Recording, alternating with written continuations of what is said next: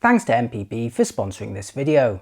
Hi, I'm Gordon from Camera Labs, and this is my first review of the Panasonic Lumix G9 II, sporting a new 25 megapixel micro four thirds sensor, now with even faster burst shooting and, wait for it, phase detect autofocus, yay! Yep, Olympus and OM Digital may have employed PDAF for some time now, but the G9 II becomes the first Lumix G camera with it, thereby addressing the major complaint that most people had with the original G9. The newer G9 II was announced in September 2023, almost 6 years after the original G9, and costs around $1,900 or £1,700 for the body alone. Depending on region, it may also be available in kits with either the Leica or Lumix 12-60 zooms. Like the OG9, as I think I'll refer to its predecessor, the G9 II is marketed at photographers first, particularly those who already own stills-oriented Lumix G cameras, like the original G9. They loved the system for its portability, especially coupled with long lenses for wildlife. But under the hood, the G9 II also sports powerful video capabilities, which in some respects rival or even beat the GH6, so owners of the GH5 and earlier GH models will also be tempted. In fact, the video capabilities are so good on the G9 II, I personally feel that the two series could have merged at this point, but clearly Panasonic doesn't want to tread on the toes of owners who prefer to buy what appears to be more of a photo or a video-oriented camera. For this first review, I tried out a sample model running almost final firmware, which Panasonic described as delivering final quality and performance. I'm going to show you what's new and improved, as well as presenting some initial tests and comparisons, although I'm planning on making a much more in-depth report once I've spent some quality time with a truly final production sample. After watching this, let me know what you'd like to see in part 2. Okay, let's check out the body first, which may be triggering some deja vu, as the G9 II essentially inherits the body of the full-frame S5 II launched earlier this year. Same size, same controls, albeit roughly 80 grams lighter due to the different sensor, shutter and IBIS units. Now you may be thinking a full-frame body is unnecessarily large for a micro four thirds camera, but the OG9 was essentially the same size and weight, so owners of that version won't have to worry about additional heft. Plus it gives you something comfortable to hold on to. While the G9 II may employ a different body to the original G9, both grips actually feel remarkably similar in both size and shape. The build quality also feels essentially the same, and when I asked, Panasonic wouldn't say whether one model enjoyed better sealing than the other.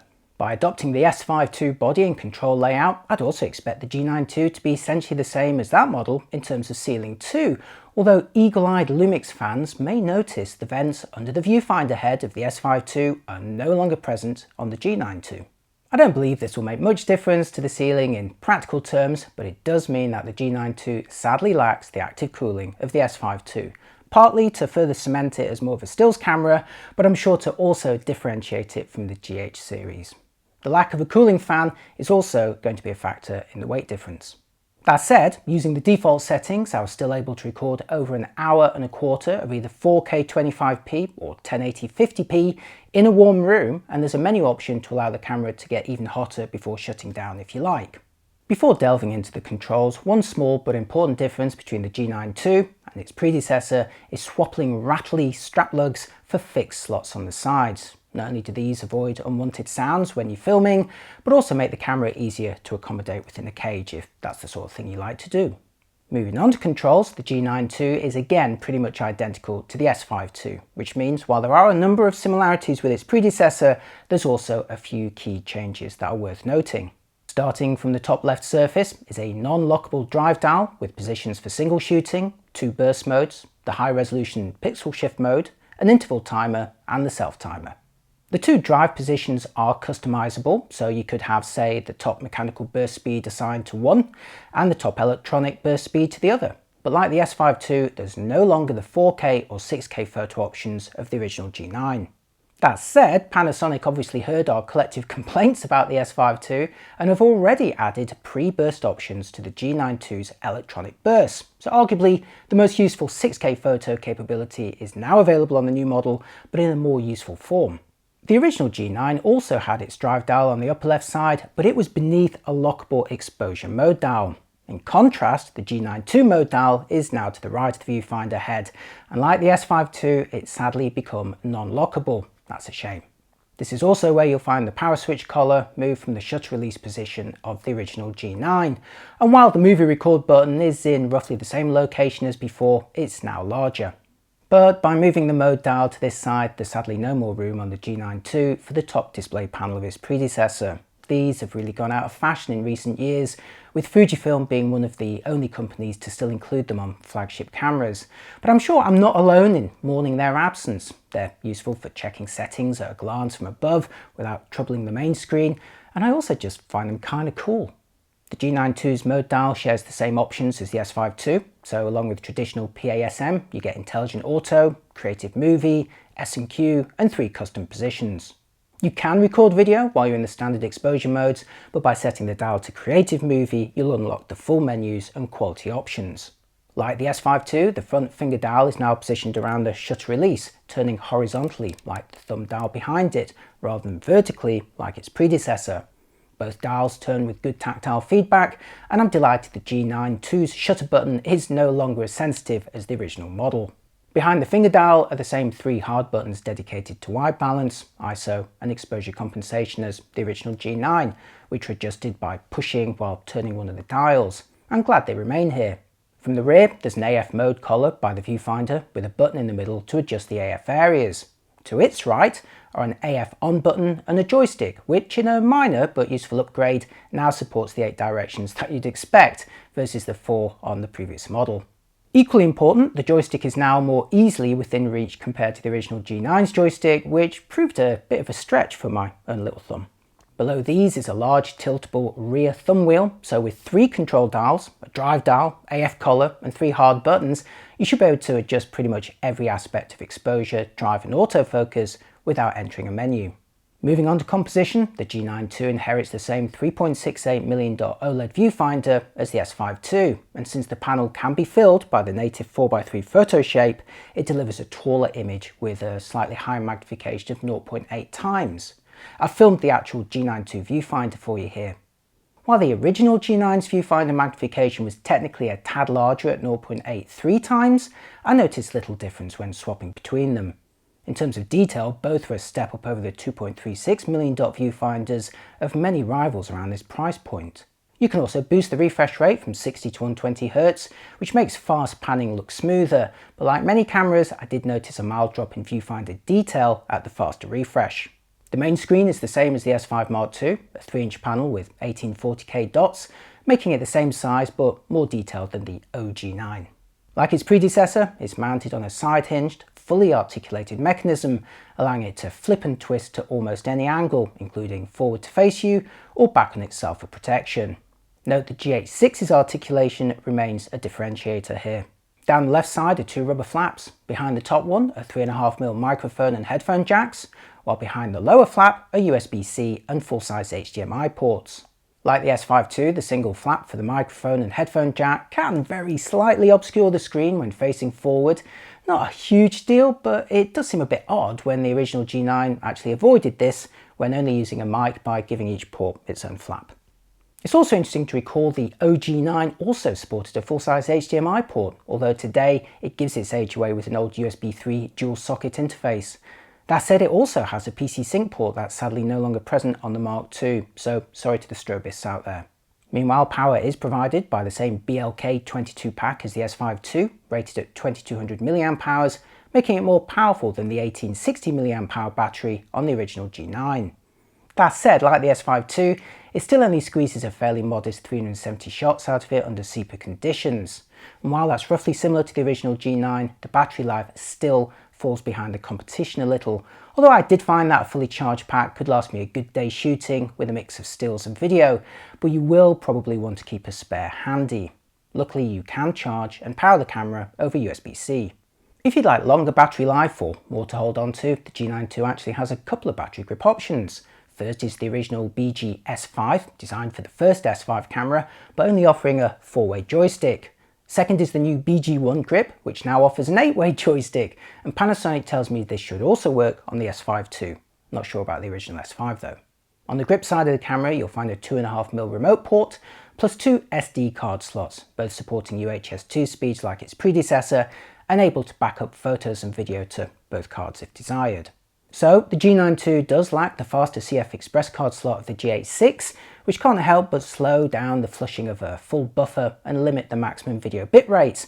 But in an unexpected upgrade inherited from the S5 IIX, it will support an external SSD drive connected over USB. Like the S5 IIX, the G9 II is fussy about which models it will work with. Panasonic recommends a SanDisk Extreme Portable, but it does provide the chance to use drives that are faster, larger and cheaper than SD, not to mention able to connect direct to a computer or phone afterwards. I've connected a 1TB drive here, and like the S5 IIX, when it's connected and enabled in the menus, it'll take over all recording duties, disabling the dual SD card slots until you turn it off again in the menus. So no chance to record to both SSD and SD cards at the same time, I'm afraid. But look at the recording times that 1TB gets you. 11 hours of 5.8K at 200 megabits, almost 15 hours of 4K at 150 megabits, or over 22 hours of 1080 at 100 megabit. Plus the faster speed means it will also support those higher bitrate video options shown in the menus, like some of the high resolution ProRes options. And the SSD is also happy to record still photos, with over 10,000 shots shown here remaining. Obviously an external SSD is not going to be as convenient as simply having a fast internal card slot like CF Express, and it's also going to consume more power. Plus, to avoid it dangling precariously, you'll need to find some kind of accessory to hold it in place. But again, it does provide the option to have a large amount of fast and affordable storage while still allowing the camera to accommodate a pair of lower cost SD cards for general use. Turning to the mount, the G9 II will accommodate any lens designed for the Micro Four Thirds standard, including a wealth of options from Panasonic, Olympus and third parties. Due to the sensor size, the field of view of all lenses is reduced by 2 times, so a 25mm lens will deliver a field of view equivalent to 50mm on full frame. But you already know all of that. Most lenses should exploit the phase detect autofocus, subject detection and stabilization of the body, albeit probably with a handful of inevitable restrictions which will emerge over time. Having access to the most established catalogue of native mirrorless lenses has always been a highlight of owning Micro Four Thirds cameras, and thanks to both its maturity and full frame obsessed influencers, there's a healthy market of used options out there. So let's briefly check out some of my favourite lenses at MPB, where I personally buy and sell my used photo gear. Now I'm going to be quoting Great British Pounds as I'm in the UK, but MPB also operates across Europe and the US. Let's start with the Olympus 17mm 1.8, a great general purpose lens, pretty compact too, that sells new for about £400, but can be bagged in excellent condition from around £250 at MPB. Or for a taste of the exotic, how about the Olympus 8mm 1.8? A bright fisheye lens that's great fun for vlogging, as you'll see later. Normally just under £1,000 new, but almost half price used in excellent condition again at MPB. Or if you decide the original Lumix G9 is still good enough for your needs, you can grab one from around £500 in good to excellent condition versus almost double that brand new. MPB is the largest online platform for used photo and video equipment, and I use them to sell gear that I don't need anymore or to grab a deal on a used bargain. Check them out at mpb.com or using the links in the description. Thanks for sponsoring this video, and now back to the review. As you know, the headline upgrade on the G9 II is a new 25.2 megapixel live MOS sensor with phase detect autofocus and a base sensitivity of 100 ISO or 500 ISO in Vlog. Amazingly, this makes it the first Lumix G camera with phase detect autofocus, a technology that Olympus brought to Micro Four Thirds cameras some years ago. That said, Panasonic hasn't gone as far as to make the sensor a stacked design, so while the readout is claimed to be faster than before, it almost certainly won't be as quick as the stacked sensor in the Olympus OM1, albeit a camera costing a few hundred more.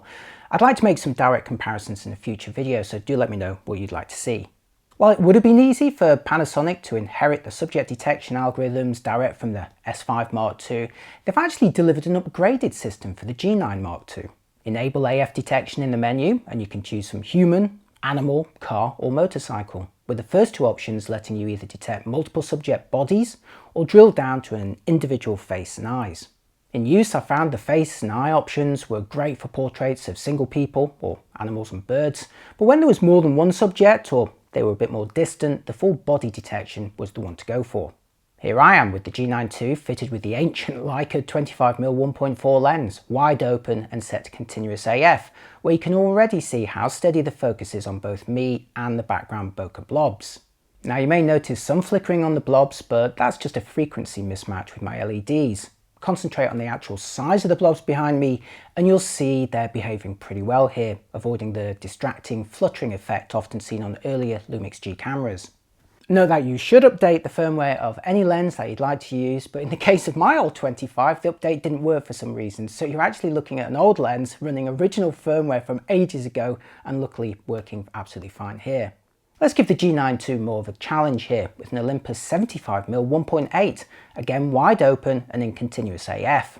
This is a great portrait lens and it works a treat on the G9 II here, even with the shallower depth of field. So already you can see the promise of the phase detect autofocus system in practice.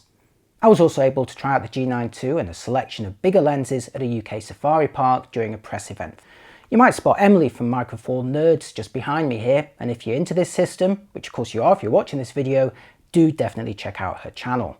I've mostly used the Leica 100-400 here, and with the G9 II set to animal face and eye, it did a good job locking onto the desired subject, whether it was a rhino, giraffe, ostrich or zebra.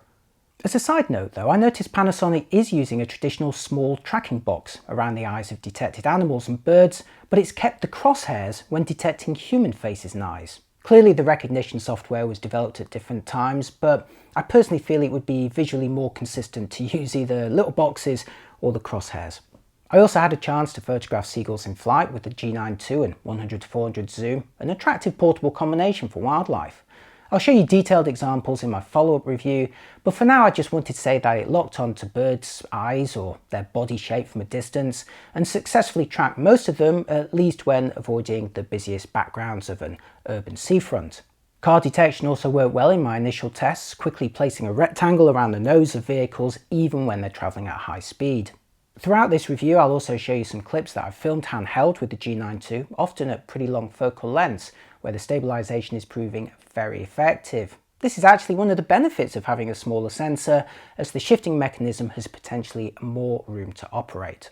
Panasonic claims the IBIS system is now good for up to 8 stops of compensation, of course depending on the lens and conditions. I tried it with my trusty Olympus 75 1.8 Prime, which has no optical image stabilization of its own. On the day of my test I needed a shutter speed of at least 200th of a second to handhold a sharp result without IBIS enabled versus a 1/6 of a second with IBIS. You can see a crop from the unstabilized version on the left and with IBIS enabled on the right, both here at the same speed of 1/6 of a second, and clearly this demonstrates the potential benefit of IBIS, although in this example only corresponds to 5 rather than 8 stops. That said, I only managed 4 stops in the original G9 with the same lens, so at least there's some improvement here. I'll show you some vlogging tests in just a moment. In terms of photo options, there's the usual wealth of photo styles, although note the addition of Leica Monochrome and Vlog here as standard, as well as real-time LUTs, which can be as suitable for customizing the style of stills as for the video that they're traditionally associated with. There's the same 4 aspect ratios as the G9, albeit missing the panoramic crops of the S5 II. Note as a Micro Four Thirds camera, the sensor's uncropped native shape is 4:3, not 3:2, and I personally enjoy this squarer format. There's 2 JPEG compression options and the chance to record them with a RAW file or a RAW file by itself, but strangely for a modern camera there's no option to switch JPEG for 10-bit HIF, nor any RAW compression choices either. JPEGs can be captured at the full 25.2 megapixel resolution, that's 5776 by 4336 pixels, or at lower 12.5 or 6.5 megapixels. A highlight remains the high resolution mode, which exploits electronic bursts and IBIS to capture multiple frames while shifting the sensor fractionally between each. The standard mode takes 16 frames and combines them in camera afterwards to generate an image with up to 50 or 100 megapixels at a push, and in JPEG RAW or both formats if preferred. A new option lets you capture these high-resolution composites handheld, although you will lose the chance to choose motion blur processing options. Like other Lumix G cameras, it will also combine those multiple images into a single file in camera rather than forcing you to do it in software on your computer afterwards. There's also a new iDynamic range option, which captures 2 different ISO settings on a single frame, presumably exploiting perhaps a dual gain sensor, before then combining them into one image, which Panasonic claims can have over 13 stops of dynamic range. I'm also pleased to see live view composite for the long exposure fans out there, as well as the usual bracketing options, including focus bracketing and time-lapse or stop motion modes. There's a lot of detail to go into each of these modes, so I'm hoping to show you examples in a follow-up video, but in the meantime I'm also going to be adding images to my review page at cameralabs.com, so do check it out for updates. In terms of burst, the mechanical shutter will fire at up to 10 frames per second with autofocus, or 14 with single AF. Slower speeds are also available. Switch to the electronic shutter and you can fire at 20 or 60 frames per second with autofocus, or a huge 75 frames per second with fixed focus. All 3 electronic speeds also support a pre-burst capture option with the choice of half, 1 or 1.5 seconds of action recorded prior to pushing the shutter button fully down. The older G9 only had 0.4 seconds of pre-burst buffering. I prefer having the pre-burst built into the standard drive modes rather than the 4 and 6K photo interface of before, and it also looks like you can fire electronic bursts in RAW as well. The fast shooting capabilities are definitely a highlight of the G9 Mark II. Moving on, I'll make a detailed report on the video capabilities in a follow-up review, but for now, mention that the G9 II may be marketed as a photo-first camera, but is also a powerful option for videographers. So much so, owners of models like the GH5 may opt for it over the GH6. The G9 II will record 1080 up to 240p, 4K up to 120p, or 5.7K up to 60p. Now I'm showing you the menus with the camera set to 50Hz, but you can switch it to 60Hz for NTSC frequencies or to 24p for proper cinema use. There's also 5.8K in an open gate format that's perfect for making multiple crops, and which also benefits from the taller 4x3 shape of Micro Four Thirds. I'll make a formal resolution comparison in the future, but for now here's some clips filmed with the Olympus 17mm 1.8 lens, starting with 1080 at 25p, and next at 50p, and now 1080 at 100p, and finally 1080 at 200p, although an S&Q option does allow up to 300p recording. Now back to 1080 at 25p, before switching to 4K at 25p. Next, 4K at 50p, before switching to 4K at 100p. Remember, I've not changed the lens, so any change in the field of view is due to a crop. And now for 5.8K, which allows you to crop or reformat a little without losing too much quality. I'll show you an example of that in a minute. There's a variety of encoding formats from H.264 and 265 to All-I and ProRes, the latter exploiting external SSDs to support very high bit rates. If you're filming 1080 up to 50p, you can even record ProRes internally onto SD. Unlike the original G9, which made you pay extra, there's now Vlog included as standard, and you're also getting the benefits of more confident phase detect autofocusing, more sophisticated subject detection, improved stabilization, and claimed faster sensor readout. There's also waveform and vector scope monitors as standard. So while it may not be pitched as a hybrid camera, some of those video features are pretty high-end. And lest we forget, the GH6 may have a CF Express slot, but it lacks the PDAF and SSD support of the G9 II. Let's have a quick look at the G9 II's video autofocus in action, with yours truly wandering back and forth in true YouTuber style. This was filmed with the old 25mm 1.4 lens and the camera set to human face and eye detection. Remember, this is a very old lens which refused to firmware update, but you can already see it's avoiding the pulsing of previous Lumix G cameras. Let's give it a tougher challenge with the Olympus 75mm 1.8, again wide open and using face and eye detection. Keep an eye on the background bokeh blobs for any unwanted fluttering. I think it's looking pretty good here, and again impressive given the age of this lens. For comparison, here's the original G9 doing the same test with the same 75mm lens, and while the autofocus for video may actually be better than you remember, there's definitely some visible pulsing and a lack of overall confidence compared to the newer Mark II version. While the sensor isn't a stacked design, Panasonic does claim to have improved readout speed, in turn hopefully reducing rolling shutter. Well, you'd hope so given the 6-year difference between them. Here's the original G9 on the left and the new G9 II on the right, both fitted with 17mm lenses and both filming 4K 25p in 10-bit 422. Both cameras were mounted atop each other, so the motion is identical. Panasonic also reckons they've improved the video stabilization, especially if you're using the optional E-stabilization, which is available in standard or high flavors, both of which incur a crop. So it's time for a quick vlogging test with the Leica DG12-60 at 12mm 2.8, starting with all stabilization turned off. That's looking wobbly, so let's repeat with the lens stabilization enabled. Now on this particular lens, it's also going to activate the body-based IBIS, so what you're seeing now is what Panasonic calls dual IS2, with both optical lens and sensor shift stabilization working together. It's obviously better than before, but I'm still looking a bit too wobbly. So now let's turn on E-stabilization with the standard setting, which trades some coverage for a little extra digital compensation. It's looking a bit better here, but adding even a small crop to what was a 24mm equivalent lens means it's now a bit too tight for handheld vlogging. So I apologise for this next clip filmed with E-stabilization set to high, where the image is now nice and smooth, but the crop is too substantial for this lens.